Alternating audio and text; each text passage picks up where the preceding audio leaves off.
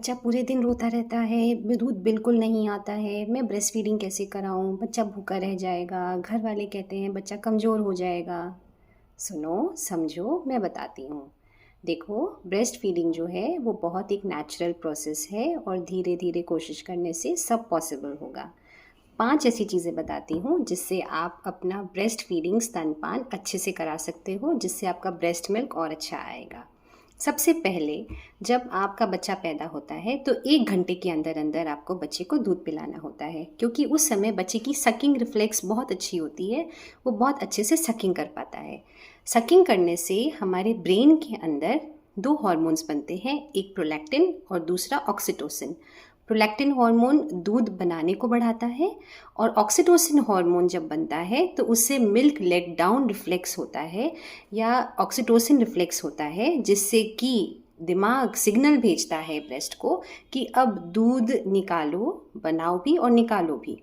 तो जितना आप दूध पिलाएंगे उतना ही दूध और बनेगा। ये सिंपल एक डिमांड और सप्लाई का फॉर्मूला है। जितना डिमांड बढ़ेगा उतना ही दिमाग आपको सिग्नल भेजेगा ब्रेस्ट को कि सप्लाई बढ़ानी है, बच्चा और दूध सकिंग कर रहा है तो सप्लाई बढ़ाओ। औरतें अधिकतर क्या करती हैं, खाली निप्पल दबा दबा के देखती हैं कि दूध आ रहा है कि नहीं आ रहा है। ये सही तरीका नहीं है, दूध दबाने से नहीं आता है। दूध बच्चे के सकिंग करने से आता है। सकिंग करने से ही मिल्क लेट डाउन रिफ्लेक्स बनता है। जितना सकिंग कराएंगे उतना ही और दूध बनता रहेगा। नंबर 2 होता है बच्चे के साथ अच्छा स्किन टू स्किन कांटेक्ट रखो।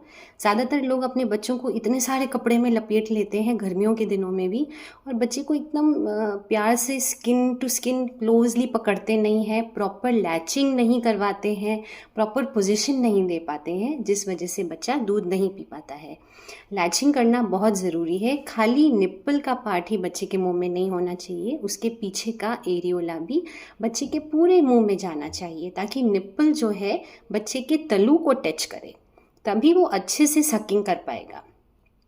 नंबर 3 और सबसे इम्पॉर्टेंट पार्ट होता है आपका सेल्फ कॉन्फिडेंस और आपका खुद के ऊपर विश्वास कि मैं ब्रेस्ट फीडिंग करवा पाऊँगी।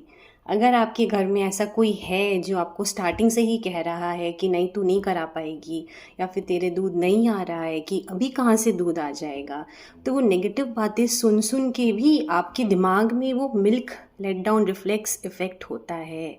क्योंकि जो दिमाग में जो चल रहा होता है ना नेगेटिविटी, और वो भी आपके ब्रेस्ट फीडिंग को इफ़ेक्ट करती है। तो अगर कोई ऐसा है तो उसको भी समझाओ या फिर उसको दूर करो, और अपने पास ऐसा एक ग्रुप बनाओ आपके हस्बैंड का, आपकी मदर का, आपकी मदर इन लॉ का, जो आपको सपोर्ट करें। जब आपको ज़रूरत हो तो वो बर्पिंग कराने में आपकी मदद करें, और उनको भी समझाओ कि हाँ ये प्रोसेस है टाइम कंज्यूमिंग, लेकिन ये हो जाएगा।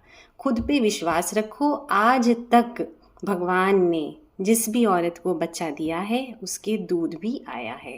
कोई जानवर भी देख लो, गाय देख लो, बकरी देख लो, उन सब के भी दूध आता है। इंसान भी एक प्रकार का जानवर ही था पहले।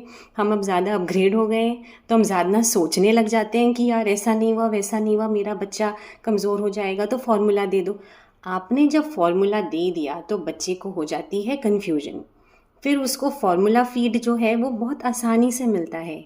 आप कटोरी चम्मच से दो, चाहे आप बॉटल से दो, वो बहुत आसानी से मिलता है। उसको सकिंग नहीं करनी पड़ती, मेहनत नहीं करना पड़ता, तो वो मदर मिल्क फिर लेने में नखरे करता है।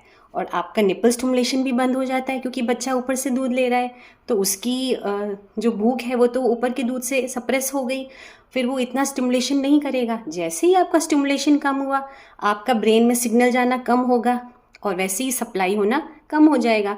आप डिमांड ही कम कर रही हैं तो सप्लाई भी कम हो जाएगा। इसीलिए इम्पॉर्टेंट है कि आप अपना निप्पल स्टिमुलेशन करवाते रहो, बच्चे को सकिंग करवाते रहो, खुद पे भरोसा रखो, पॉजिटिव लोगों से अपने आप को घेरे रखो। नंबर 4 आता है प्रॉपर हाइड्रेशन, मतलब कि खुराक के अलावा जो आप पानी पीते हो ना, वो भी इम्पॉर्टेंट है। मैंने देखा है अक्सर औरतों को डिलीवरी के बाद पानी दिया ही नहीं जाता, एक एक घूंट, एक एक सिप, कितने दिनों तक उनको उसी पे चलाया जाता है। तो ये भी अच्छा नहीं है। आपको बॉडी की रिक्वायरमेंट को समझना है। आपका शरीर दूध बना रहा है तो आपको उसके लिए वाटर इंटेक भी बराबर मात्रा में लेना है। तो जितना प्यास लगती है 1.5 लीटर 2 लीटर पानी आप पीजिए, आप पानी पीजिए, आप दूध पीजिए, आपको जो अच्छा लगता है, लेकिन लिक्विड इनटेक भी बहुत ज़रूरी है। और 5th पोजीशन पे आता है आप क्या खा रहे हो। आपका जो डाइट है वो जो मैंने लास्ट रखा है, बिकॉज़ एक्चुअली वो सबसे लास्ट ही आता है। कुछ भी ऐसी चमत्कारी चीज़ नहीं है जिसको खाते ही दूध आ जाएगा। आप अगर अच्छा सकिंग करवा रहे हैं बच्चे को तो दूध आएगा ही आएगा। तो डाइट में क्या लेना है, डाइट में खाली घी, लड्डू इनके अलावा भी आपको प्रॉपर कार्बोहाइड्रेट, प्रॉपर प्रोटीन लेना ज़रूरी है। अगर आप खाली लड्डू ही खाते रहेंगे तो आपका कार्बोहाइड्रेट आपको प्रॉपर नहीं मिलेगा और आपको ड्रेन्ड आउट फील होगा, थकान फील होगी ऑल द टाइम।